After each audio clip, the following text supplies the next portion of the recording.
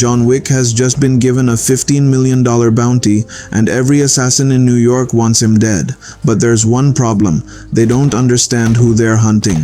With his protection from the Continental gone, John is forced to fight his way through an entire city just to survive. Every street becomes a battlefield, every stranger could be an assassin. And the longer he stays alive, the higher the bounty gets. But John isn't running forever.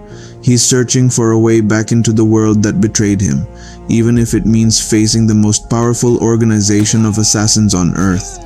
And when the High Table finally forces John to make an impossible choice between his own life and the only friend he has left, John makes a decision that will turn the entire underworld against him. Because this time, John Wick isn't fighting to escape. He's coming back for everyone who betrayed him. John Wick has only minutes left before the entire assassin world is given permission to hunt him. His grace period is almost over, and with a massive bounty hanging over his head, every second matters. John races through New York, desperately trying to reach safety before the clock runs out. The streets are packed, traffic is barely moving, and there is no chance he'll make it across the city by car. So he abandons the taxi and continues on foot. Before leaving, John gives the driver a gold coin and asks him to take his dog to the Continental. Then he disappears into the crowd. But John isn't simply running toward safety, he's preparing for war. He reaches a quiet library and asks for a specific book. Once he gets it, he tears into a hidden compartment and retrieves several valuable items, including gold coins, a mysterious marker, and an old photograph of his late wife, Helen. For a brief moment, the legendary assassin isn't thinking about killing anyone. He's simply remembering the woman who gave him a reason to leave that life behind. Then someone interrupts him. A massive man named Ernest appears, and John immediately realizes that the man's timing couldn't be worse. John reminds him that his grace period hasn't expired yet. Ernest doesn't care. The two men collide in the middle of the library, turning the peaceful building into a battlefield.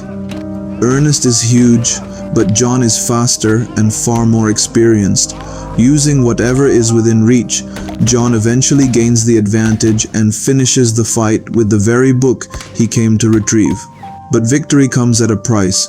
John has been stabbed in the shoulder, and now the clock is nearly out. With only minutes remaining, he rushes to a doctor's home and demands medical attention. The doctor starts treating the wound, knowing exactly what will happen once John's grace period expires. Then the clock reaches zero. John Wick is officially excommunicated. The $14 million bounty on his head becomes active, and suddenly, every professional killer in New York has the same target: him. The doctor immediately stops treating John. There's no longer any protection between them, and helping him could cost the doctor his own life. John has no choice but to finish stitching himself up. Before leaving, the doctor asks John to shoot him. It's the only way he can convince the High Table that he followed their orders and refused to help the excommunicated assassin. John reluctantly fires, but he doesn't kill him. Instead, he leaves the wounded doctor behind and walks straight into a city filled with people waiting to collect his bounty. The first wave comes almost immediately. John fights his way through an antique weapons shop, turning historical blades and other weapons into tools of survival. The battle is brutal, fast, and chaotic, but John manages to eliminate the attackers, and when he finally steps back onto the street, more enemies are already coming. John runs into a stable and discovers something far more dangerous than a gun: horses. Using their size and powerful kicks to his advantage, he turns the animals into weapons and takes down several attackers. Then he escapes on horseback. But two assassins on motorcycles aren't willing to let him go. They chase John through the city, attacking him while he's still riding. Somehow, even at full speed, John manages to turn the tables and eliminate both of them. The message is obvious. The bounty may be attracting an army, but John Wick is still John Wick, and the High Table responds by increasing the reward to $15 million. John knows he can't keep fighting forever, so he heads somewhere connected to his past: a theater. The woman running the theater once had a connection to John, and John asks her for help getting out of New York. As payment, he gives her the marker he recovered earlier. She agrees to help, But before he leaves, she reminds him that their relationship must end here. She brands him with the symbol of the marker, making the debt official. John now has a way to reach Casablanca, but back in New York, the consequences of helping him are already spreading. A mysterious woman arrives at the Continental and meets Winston. She is an adjudicator representing the High Table. Her message is simple. Winston allowed John to violate the Continental's most sacred rule, no bloodshed on hotel grounds. Because of that failure, Winston must surrender his position, and Winston isn't the only one being punished. The adjudicator also visits the Bowery King. The Bowery King had provided John with the weapon he used against Santino, and now the High Table wants him gone as well. He is ordered to abandon his kingdom and disappear from New York. But the Bowery King refuses to bow. He makes it clear that he doesn't believe anyone can simply remove him from power. The High Table has declared war on everyone who helped John Wick, and John hasn't even reached Casablanca yet. When he finally arrives, he is immediately attacked by several knife-wielding assassins. John survives the encounter, but before the fight can continue, another man intervenes. The Casablanca Continental has granted John temporary protection. He is escorted inside. There John meets Sophia, the hotel's manager. She doesn't exactly welcome him. In fact, she shoots him. Fortunately, John's suit stops the bullet. Sophia explains that she should kill him, but John has something she can't ignore. The marker. Years earlier, John saved Sophia's daughter. Now he's calling in that debt. Sophia desperately tries to convince him to choose another favor. John refuses. He doesn't want money, he doesn't want weapons, he wants information about a former boss, and Sophia knows exactly who he means. Elsewhere, the adjudicator visits a man named Zero. Zero is fascinated by the legend of John Wick, and the adjudicator gives him a new assignment: find John and punish everyone who helped him. Her first target is the theater director. While the woman watches her students perform ballet, Zero and his assassins quietly eliminate her guards. Then the peaceful performance is interrupted by the arrival of the High Table's representatives. The message is clear: helping John has consequences. The director is told that her loyalty must now be proven through blood. Zero cuts both of her hands, leaving her alive but permanently marked by the punishment. Meanwhile, Sophia prepares for her own dangerous meeting. She equips herself and her dogs with weapons, even though John insists they're only going to negotiate. Sophia knows better. They enter the compound of her former boss, Barada. John asks for information about the Elder, the mysterious figure who stands above even the High Table. Barada explains that the Elder cannot simply be located. If John wants to find him, he must travel into the desert, follow the stars, and continue walking until his body can barely survive. Only then might the Elder choose to reveal himself. But before John leaves, Barada demands a price. He wants one of Sophia's dogs. Sophia refuses. Barada shoots the dog, but he makes one mistake. The animal is wearing protective armor. Sophia immediately retaliates. She shoots Barada and unleashes her dogs on his guards. The compound erupts into chaos. John and Sophia fight their way out while the dogs tear through the attackers. Sophia makes sure Barada doesn't escape easily, shooting him in the leg before leaving him behind. Eventually, John and Sophia reach the desert. Their journey together is almost over. John activates the marker, officially releasing Sophia from the debt she owed him. Sophia gives most of the remaining water to her dogs, leaving herself almost nothing.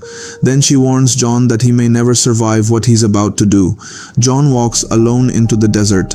The sun burns overhead. The nights become freezing. With every step, his strength disappears. Eventually, John collapses in the sand. His body can no longer continue, but then someone finds him. John wakes inside a luxurious tent, and sitting across from him is the one person he has been searching for, the Elder. For the first time, John is face to face with the man who stands above the High Table. The Elder asks John a simple question: why does he want to keep living? John's answer isn't money. It isn't revenge. He wants to remember Helen, the woman he promised to love until death. The Elder offers him a choice. John can remain in the desert and die, or return to the world he tried to escape and become the monster everyone fears once again. But there is a price. If John wants his excommunicado status removed, he must prove his loyalty to the High Table, and that means killing Winston. John accepts. To prove he's serious, he cuts off his own ring finger and gives his wedding ring to the Elder. The message is devastating. John is sacrificing the last physical symbol of his marriage to Helen in exchange for another chance at life. The elder orders his people to prepare him. John receives new clothes, new equipment, and a new mission. He is going back to New York. But this time, he isn't returning as a fugitive. He's returning with orders to kill the one man who once gave him a place to call home, Winston, and neither of them knows yet that the High Table is about to turn the Continental itself into a battlefield. John Wick returns to New York with a new mission, but before he can reach Winston, two assassins try to intercept him. They barely get the chance. A group of trained fighters suddenly appears and takes them out. John is brought before Zero, the assassin who has been waiting for him. The two men face each other, but their confrontation is interrupted by an unexpected obstacle, a group of school children passing directly between them. John uses the distraction. He escapes, steals a motorcycle, and races through the city while Zero and his men pursue him. The chase becomes a high-speed battle. Motorcycles surround John from every direction, swords slicing through the air as they weave through traffic, but John refuses to slow down. One by one, he eliminates his pursuers until the chase finally ends near the Continental. John reaches the hotel's grounds, and that means one thing: Zero can't touch him. The Continental's rules still protect anyone who steps onto its property. Sharon takes John inside and eventually reunites him with his dog, but Zero follows him. Instead of attacking, Zero seems almost excited to meet the legendary assassin. He tells John that they are alike. John clearly doesn't agree. He leaves his dog behind and prepares to meet Winston. This time, however, Winston has something waiting for him. A special glass room designed to ensure that nobody enters armed. John walks inside. Winston already knows why he's there. The elders send John back with one order: kill Winston. But Winston doesn't beg. Instead, he gives John a choice. John can complete the mission and remain the terrifying legend the underworld fears, or refuse to kill Winston and preserve the man Helen loved. For the first time, John is forced to decide what kind of person he wants to be. Then the adjudicator arrives. Winston is ordered to step down as manager of the Continental. He refuses. John is also asked whether he intends to execute Winston. He refuses as well. The adjudicator's response is immediate. The Continental is officially deconsecrated. Its protection is gone. For the first time, violence is now permitted inside the hotel, and the High Table sends an army. Winston immediately reinstates John's privileges and gives him access to the hotel's weapons. John prepares for the biggest fight of his life. The first wave arrives wearing advanced armor. Normal bullets barely affect them. John is forced to fight at extremely close range, targeting the gaps in their protection and using every weapon available. The Continental staff fights alongside him, but the attackers keep coming. One by one, Winston's people fall. Eventually, only John and Sharon remain. They retreat into the armory. There, John is handed a weapon designed specifically to defeat the High Table's enhanced armor, an armor-piercing shotgun. Now the fight changes. John and Sharon return to the battlefield, and their new ammunition tears through the supposedly unstoppable soldiers. The hotel becomes a war zone, but while John is fighting the High Table's army, another threat is waiting. Zero, John encounters him inside the building, and the two engage in another brutal confrontation. The fight moves through the hotel's glass-filled rooms, with both men using the environment against each other. John eventually defeats the attackers Zero sends after him, but Zero's elite students refuse to give him an easy victory. The two young assassins surround John. Instead of immediately killing him, they seem to enjoy the fight. They joke about how much slower John has become and mock him for supposedly becoming lazy after retirement. They have no idea how dangerous a cornered John Wick can be. John grabs his belt and turns it into a weapon. The fight becomes exhausting. Both sides are battered, but John keeps pushing forward.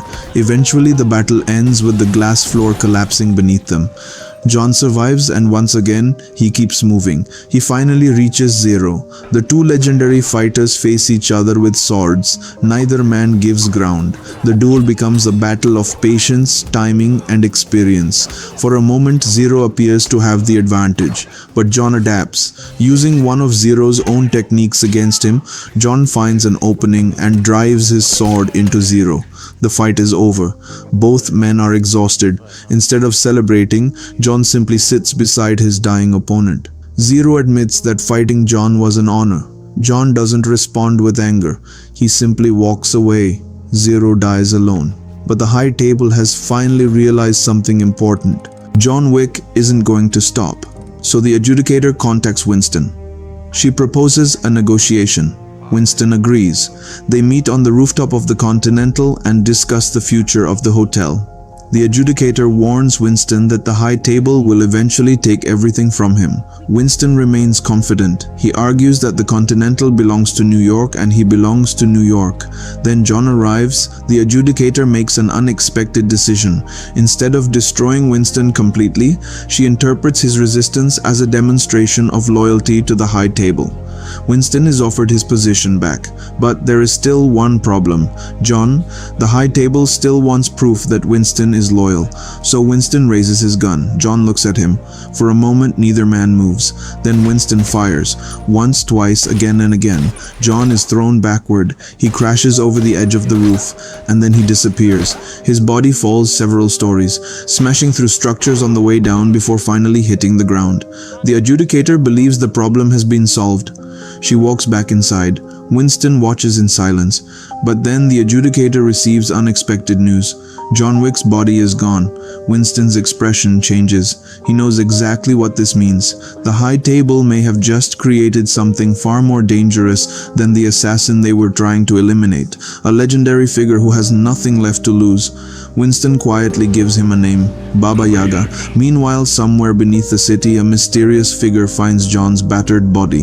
The TikTok man loads him onto a cart and takes him away. John is barely conscious. His body is broken, but somehow he's still alive. The cart eventually reaches an underground hideout, and waiting there is someone who has also suffered at the hands of the High Table.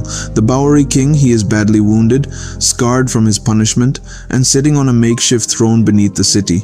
John is placed in front of him. The Bowery King looks down at the man who was supposed to be dead.